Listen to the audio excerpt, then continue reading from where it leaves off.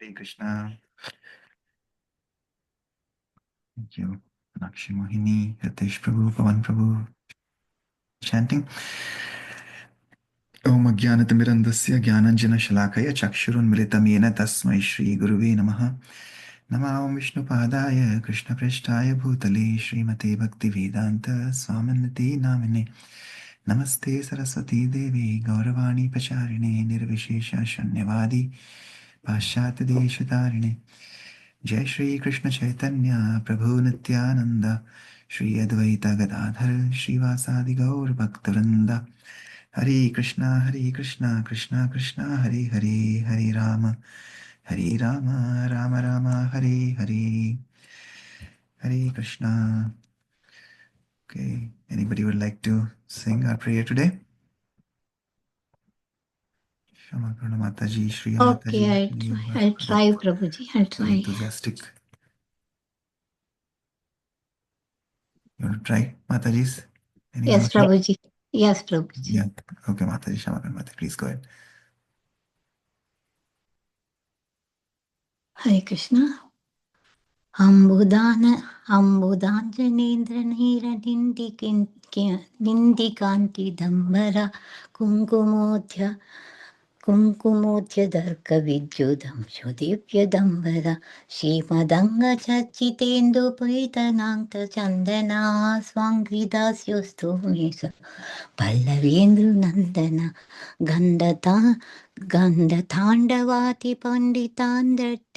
Panditandakeshu Kundala Chandra Padma Sandagarva Kandanasya Mandala Ballavishu Varditatma Guda Bhava Bandhana Swangridasya Do Stumisa Ballavendra Nandana Nitya Navya Rupa Veshahata Keli Chesti Cheshdita Keli Narma Sarmadhai Mitra Vrinda Vistita Sviya Keli Kananamshu Nijatendra Nandana Swangridasya Dostu Me Saballavendra Nandana Prema Hema Manditatma Bandhuta Pinandita Kshoni Lagna Balaloka Pala Pali Vandita Nityakala Shushta Vipra Gauravali Vandyana Swangridasya Dostu Mesa Ballavendra Nandana Leelayendra Kali Yoshna Kamsha Vatsa Ghataka Tattadatma Keli Vrishti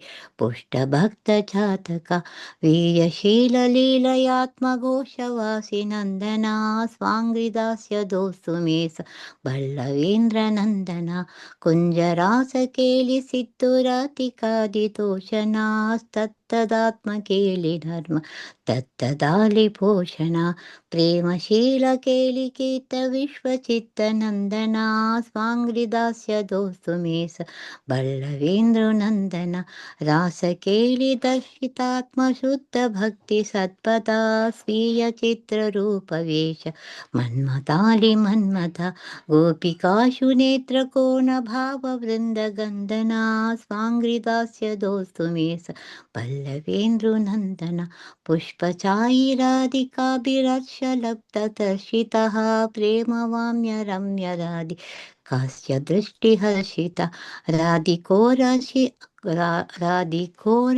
Halepa Esha Hari Chandana Swangridasya Dostu Me Saballavendru Nandana Astakena Yastvanena Radhikasu Vallabham Samstavita Darshanepi Sindhu Jadi Durlabham Tam Yunekta Tushta Chitta Esha Gosha Kanane Radhikanga Sanga Nanditatma Pada Sevane Hare Krishna Krishna Krishna Hare Hare Hare Rama Rama Rama Hare Hare. Thank you, Prabhuji. Hare Krishna. Wonderful, beautiful. Thank you so much, Shama Karna Mataji. Shri Krishna Chandrashtakam ki jai, Shri Krishna Das Kaviraj Goswami Maharaj ki jai, Shri Prabhupada ki jai. Okay, anybody who would like to take up the service of reading the translation? Can I read today, Prabhuji? Absolutely. Sure, Mataji. Aarti Mataji, go ahead. Thank you. Hare Krishna. Translation. His abundantly beautiful complexion, belittles the splendor of combined rain clouds, black eye rain clouds, black eye cosmetics, and sapphires. His garments appear effulgent like a rising sun tinted like kumkum, vermilion powder, enhanced by shining bolts of lightning. His perfectly formed limbs are anointed with sandalwood paste mixed with camphor and saffron. May Sri Krishna, the son of the king of the cowherd men, grant me the service of his own lotus feet. He wears shark shaped earrings that dance very expertly upon his cheeks. The beauty of the orb of his face destroys the pride of the multitude of moons and lotus flowers. He causes the knot of his own secret ecstatic love moors to increasingly tighten amongst the gopis. May Sri Krishna, the son of the king of the cowherd men, grant me the service of his own lotus feet. He is eternally engaged in designing ever fresh variation of his youthful form, mode of dress, and loving pastimes. He is surrounded by the assembly of his cohort boyfriends who excel in giving him delight by their playful joking words. Even a single brilliant ray of splendor from his personal pleasure forest defeats the heavenly Nand gardens of Lord Indra. May Sri Krishna, the son of the king of the cowherd man, grant me the service of his own lotus feet. He is delighted by the friendship of his devotees, whose consciousness is decorated with golden ornaments of pure love for him. He is praised by great demigods who protect various planets in the universe and offer who obeisances to him by touching their foreheads to the ground. He honors the Brahmanas with great reverence at specific times of the day. May Sri Krishna, the son of the king of the cowherd man, grant me the service of his own lotus feet. He easily removed the pride of Indra as well as the violent anger of Kaliya, and he killed the demons like Kamsa and Vadasura.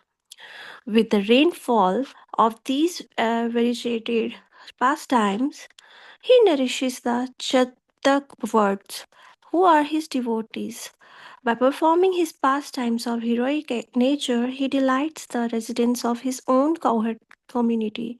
May Sri Krishna, the son of the king of the cowherd men, grant me the service of his own lotus feet. He satisfies Sri Radhika and the other gopis with the nectar of the supportive rasa dance performed in the groups of Vrindavan. During the various intrigues of those amorous pastimes, he devises many playful jokes to sustain the assembly of the gopis. He thus delights the mind of all people in the universe by the glory of his loving pastimes. May Sri Krishna, the son of the king of the cowherd men, grant me the service of his own lotus feet. By revealing his pastimes of festive ras dance, he also shows the eternal path of his pure devotional service. By his amazing beauty and fascinating mode of dress, he charms the minds of the vast multitude of cupids. Through the outer corner of his eyes, he cast sidelong glances aimed at the gopis that give hint of a host of affectionate, ecstatic moods. May Sri Krishna, the son of the king of the cowherd men, grant me the service of his own lotus feet. He becomes excited with desire by suddenly touching Sri Radhika while she is busy picking flowers. Then he becomes jubilant when he sees her charming face decorated with the contrariness of pure love. Verily, he is the sandalwood paste that decorates Radhika's breast. May Sri Krishna, the son of the king of the cowherd men, grant me the service of his own lotus feet. It is very difficult for Lakshmi Devi and other exalted gods and goddesses to attain even a glimpse of Sri Krishna, who is very dear to Sri Radhika. But if someone glorifies him by reciting these 8 verses with full attention, then he who is delighted by the intimate of association with Radhika's limbs will become pleased with that person and engage them in the service of his own lotus feet within the cowherd forests of Golok Vrindavan. Hare Krishna. Hare Krishna. Thank you, Rati Mataji. Okay, yes, just as the Lord is it says here, like, he has his playful jokes and he is delighted by the consciousness of his pure devotees, which is like pure gold, like Radharani's pure molten gold. Similarly, Prabhupada says, I'm just a glitter of, but the true gold is my Guru Maharaj. So like that, everything that we see in Krishna, actually we can see in his pure devotees also. Like Prabhupada was sometimes when he's in playful mood, like that scientist or doctor who was at the airport the other day. Prabhupada says, "Oh, so you're a biologist. Oh, it's poor frogs, right?" And everybody starts laughing. He says, "Oh, why poor frogs? Because you are killing them, cutting them." He says, "Oh, if I tell you to give your body for scientific experiment, will you give it?" And he says, "Yes." And then everybody starts laughing. So like that, Krishna and his devotees are similar in characteristics. Okay, so yesterday we transitioned, we completed volume 1. Just as it was Vaman Dev's appearance, Vaman Dev expands. Srila Prabhupada is expanding himself and his movement through his preaching, through his books, in every town and village, as Chaitanya Mahaprabhu predicted. And now he's also expanding in India. Just as Vaman Dev took 3 steps, Prabhupada wants to write about the 3 big successes in Bombay, Vrindavan, and Mayapur. So let's continue reading, and we'll see what happens next as part of this introduction, and then we'll go to the foreword. So anybody would like to read today? And then I'll continue. All right, so Prabhuji, that can was... I read? Hare yeah, Krishna. yes, go ahead, Ritesh Prabhu, sure. That was his means. His end was to have his disciples actually take the management into their hands. But they will have to manage this way. As he will sometimes say to his leaders, "Do as I am doing." That lesson once learned will establish an ISKCON that will flourish even if he relinquished the reins, an ISKCON that will survive even after his passing away. But Prabhuji, your screen, yes. But Prabhupada's direct guidance was still required, and not only for showing his disciples how to manage ISKCON in India or how to preach in America, but also for protecting his society from eternal strife and scissions. In this volume, we see Srila Prabhupada expertly unify ISKCON during a trial of diverse party spirit. Srila Prabhupada's life followed rhythm, touring, preaching, and managing interspersed with periods of writing and translating. The 2 types of activities were always compatible. However, since one was fast paced and vigorously outgoing, and the other intensely meditative, but both were necessary. In fact, one of the Prabhupada's goals was in traveling throughout the world and painstakingly training his ISKCON leader was to ultimately stop traveling, stop managing, and just sit in one place and write. But until such time, he was prepared to rise shortly after midnight, wherever he was, and write. Occasionally, however, he got a special opportunity, as in Hawaii in the summer of 1976, where for 1 month his ISKCON management stopped and his writing progressed at more than double the usual pace. But such quiet periods were the exception. As Srila Prabhupada said, "Not in this lifetime." Still, Srila Prabhupada didn't begrudge his burden of touring and managing. He relished the struggles. In June of 1976, when his health was poor and his disciples pleaded with him to rest for several months, he was unmoved. And when they persisted, he affirmed, "I want the benediction to go on fighting for Krishna, just like Arjun." Srila Prabhupada fighting, his writing, his traveling back and forth between 2 worlds, East and West, was for uniting both those worlds in the Krishna consciousness. He saw himself in transplanting Vedic culture from the East to West, an amazing feat in itself. But he was also reviving Vedic culture in India. His plan to unite the East Krishna's consciousness culture with the West's prosperity and technological advancement, and thus benefit the entire world. India, due to poverty, was lame, and America, due to spiritual ignorance, was blind. Alone, they were incomplete.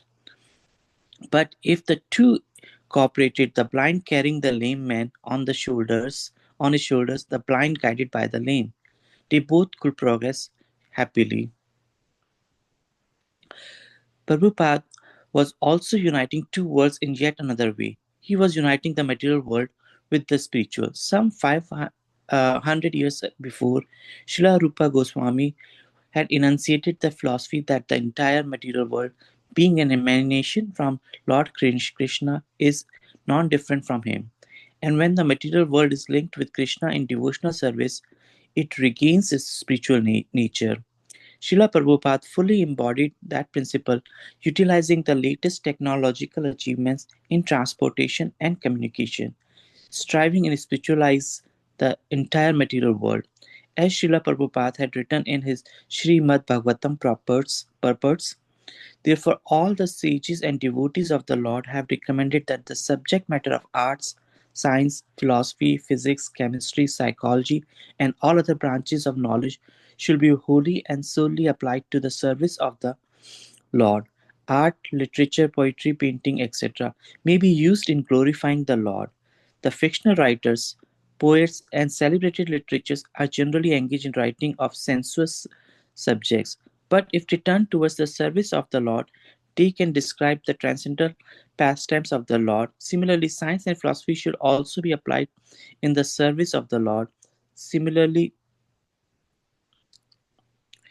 all other branches of knowledge should always be engaged in the service of the Lord. Srila Prabhupada was specifically empowered to teach the entire world how, by linking everything with Krishna through devotional service, they could enjoy the essence of the spiritual world even in this life. This, Prabhupada said, was the one switch that will brighten everything, everywhere. The final volume of Srila Prabhupada Leela Amrit concludes with Srila Prabhupada's last year on earth, 1977. At the beginning of the year, he heard news of conspiracy against his movement in the West, the so-called anti-cult movement. He gave fearless direction to his devotees how to combat the bigotry compared to the attacks Krishna himself had to face from the Asuras, and was pleased to hear of an important New York State Court decision completely vindicating the Krishna conscious movement from the charges of brainwashing. The last chapter recounts Srila Prabhupada's final lessons. As he spent his last years in the Vrindavan residence, abstaining from food in his last months, he taught exemplary lessons in how a human being should ready himself to leave his body and return to the eternal spiritual world by always chanting and hearing about Lord Krishna, and by allowing his disciples to associate intimately with him in these last days. He taught final instructions in love, a love that endures beyond death. Hare Krishna. Hare Krishna, Prabhuji. Thank you. Before we go to the next chapter, there's 4 words, so we can read the 4 words and then we'll go to the next chapter. Yes, you can continue. Foreword of the first printing of Srila Prabhupada, Leela Amrit, Volume 5, Volume 5th of Srila Prabhupada Leela Amrit covers the time from March of 1971 to April of 1975. During this period, Swami Bhaktivedanta traveled extensively, overseeing the rapid expansion of ISKCON. Although Swami Bhaktivedanta American and European disciples had already been introduced to Indian food and dress along with Vaishnava devotion, they had not yet learned how to live in India. This volume depicts the struggle of those devotees of Swami Bhaktivedanta as he teaches them to live and do business and build temples in India among Indians. Events moved quickly. Devotees were thrust into position of leadership for which they had little preparation. They were asked to negotiate land purchases while dealing with crafty businessmen, to build magnificent temples without being cheated, and to find their way through the Indian legal system. Sometimes they confronted open arms and sometimes some suspicion, and they met with varying degree of jealousy among the caste Goswamis in Vrindavan. Western devotees, accustomed to a comfortable standard of living, found themselves living on land infested with rats, mosquitoes, and even snakes.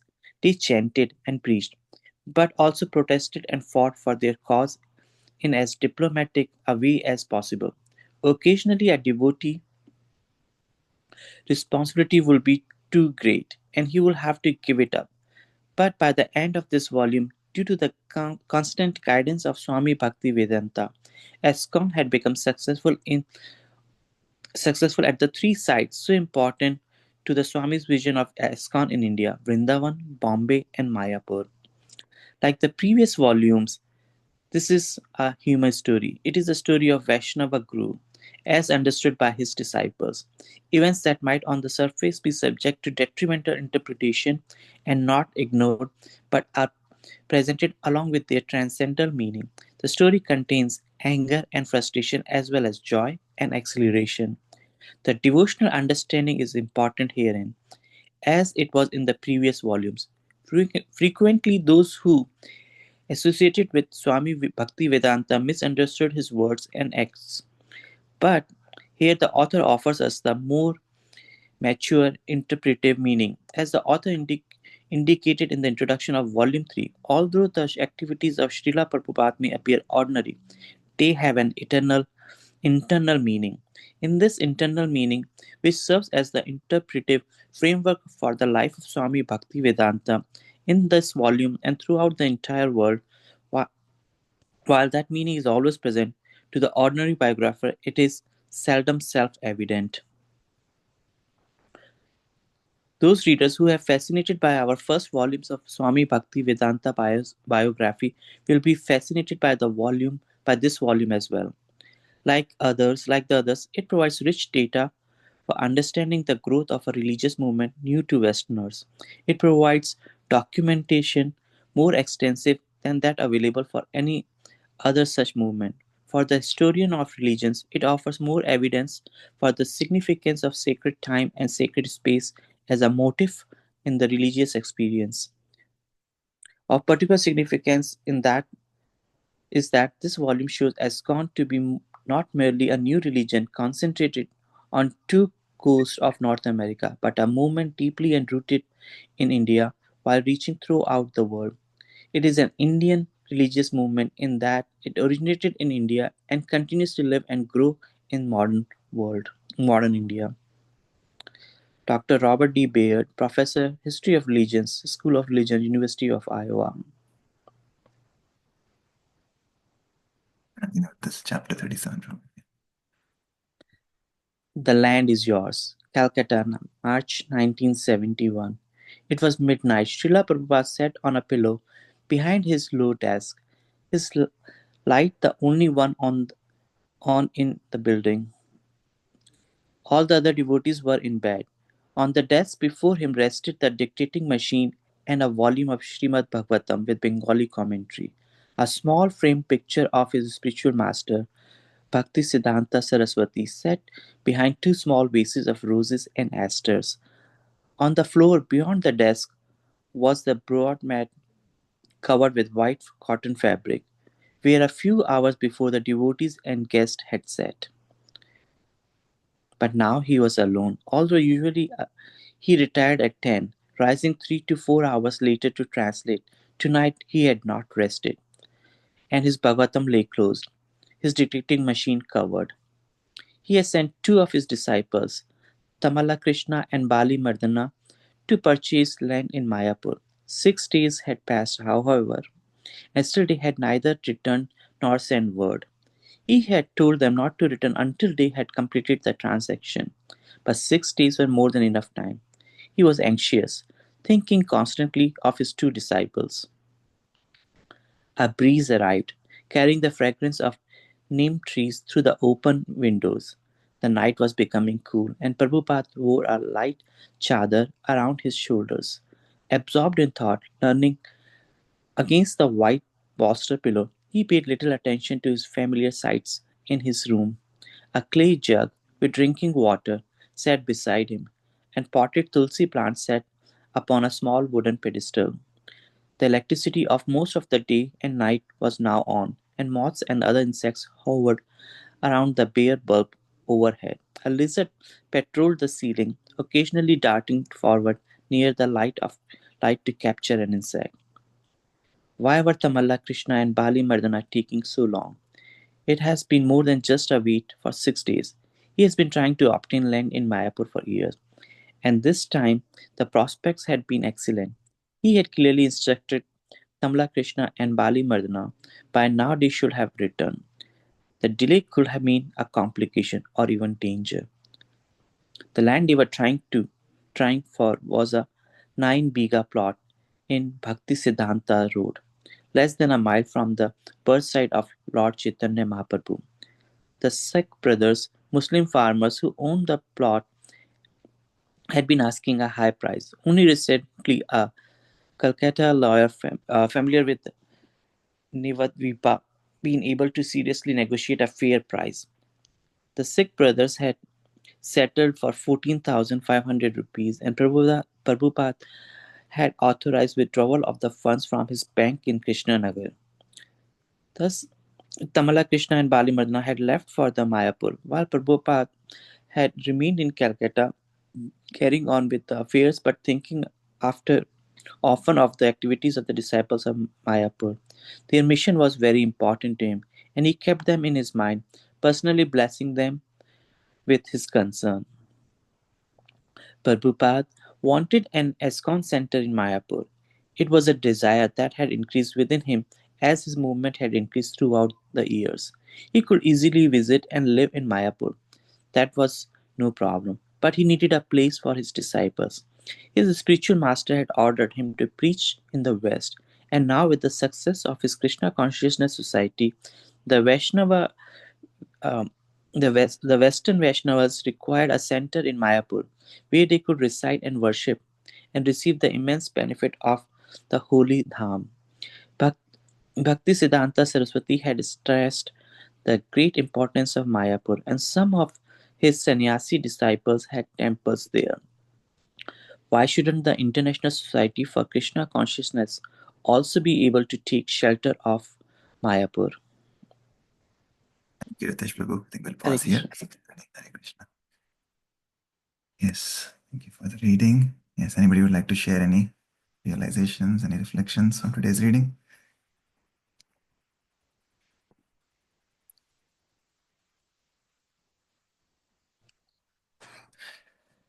Yeah, I was just Hare thinking. Krishna, Prabhuji. Yeah, go ahead, Prabhu. Prabhuji, it's Hari Bol, Hare Krishna, and glories to Prabhupada. Even though he was living a very simple life, the way they depicted the nature of difference between living in the Western country and versus living in one of the places in India, where he's showing how the simple things and how he has portrayed the like presence of a lizard, presence of moth, and like all that stuff.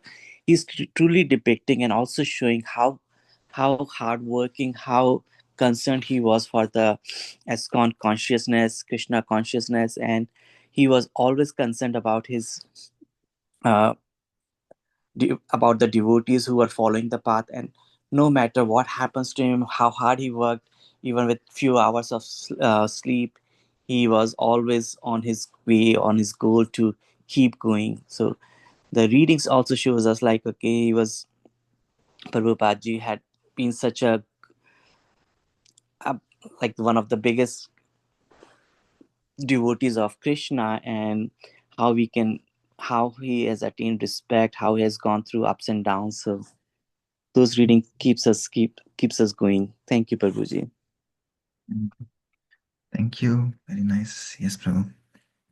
Yeah, sometimes it is the externals differ so much, right? But that is what makes it so much more special. Like you said, no matter where he was, his consciousness was always firmly fixed in the Lord and in his Guru Maharaj's instructions. So for him, the externals did not really matter. That is why he was able to go to every part, every town and village in the world, right? Otherwise, like sometimes if we have to go on a vacation, we'll only try to see where we can go. It's a good best place to go, right? Will we think of going to vacation in a low village in Africa? Maybe no, right? So, but that is the difference in the mood and the consciousness of a pure devotee. That like you were reading yesterday, Nityananda Prabhu also didn't go everywhere. He went door to door, but what Srila Prabhupada did by the mercy of Lord Nityananda, he went to even the most abominable places on the face of planet Earth. So yeah, and he was always aligned with the plan of the Lord. Like he didn't think that, oh, I have established all these hundreds of centers, I can live comfortably in America, right? Of course, his Guru Maharaj wanted him to preach to the Western world. So that's what he did. But like he was reflecting yesterday to Tamal Krishna Maharaj that he aligned himself with the plan of the Lord. Like he came to America, he preached, but Krishna wanted him to go back to Vrindavan after in 1971, 1972 in this phase. And he aligned himself with that plan of Krishna and he came back to India. And then he said, now we have a wonderful Krishna Balaram temple because of that. So that is also one of the limbs of Sharanagati, that we do what is favorable, we reject what is unfavorable, and we align ourselves to the plan of the Lord. That is what is true surrender. Not that, oh, I will have a plan, Krishna, you fulfill my plan, right? No. So again, he's teaching as an acharya, he's teaching as despite all his success, all his accolades, everything that he achieved, still he was completely surrendered to the will of the Lord. Yes. Thank you, Prabhu. Okay, anybody else would like to share anything?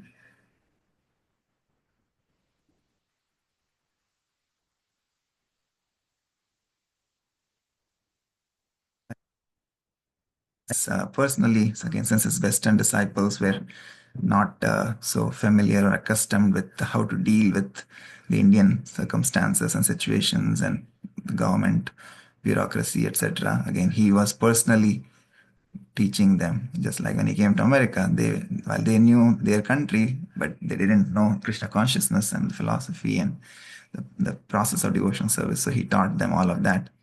Here, they probably by now know, what is the process of bhakti, but they don't know the circumstance, the external situations that is covering them here in India. So Prabhupada is personally kind of holding the reins in his hand again, and be it financial, legal, political, every situation, he is guiding them. Of course, physically he was not there in Mayapur to purchase the land, but he sent two of his senior disciples who he knew, and he had confidence in them. And like we just read, he had his mercy and blessings for them that they will be able to accomplish the job. But again, Prabhupada was day in and day out. He was there for them, and he was praying for them. And if he was also anxious, like we see here, he's praying and he's wishing that they'll be able to purchase this land in Mayapur. And today we have this wonderful project called Temple of Vedic Planetarium coming up in Mayapur Dham, which is the birthplace of Sri Chaitanya Mahaprabhu. And we see again such nice devotees and disciples of Srila Prabhupada. His Grace Ambarish Prabhu, who comes from the family of the Ford family here in Detroit. We have a wonderful temple in Detroit that was offered by him to Srila Prabhupada. And he is also helping in the construction of the temple in Mayapur. So, yeah. Okay. All right. Anybody else? Any other thoughts? If not, we'll conclude for today. We'll continue this wonderful chapter tomorrow. Okay, thank you. Vanchakalpatarubhyascha kripa sindhubhya eva cha patitanam pavanebhyo vaishnavebhyo namo namaha. Anantakoti Vaishnavanda ki jai. Jagadguru Srila Prabhupada ki jai. Srila Prabhupada Leelamrit ki jai. Nitai Gaur Premanande. Hari Hari Bol. Thank you, Prabhuji. Have a great day, everyone. Hare Krishna. Hare Krishna. Hare Krishna.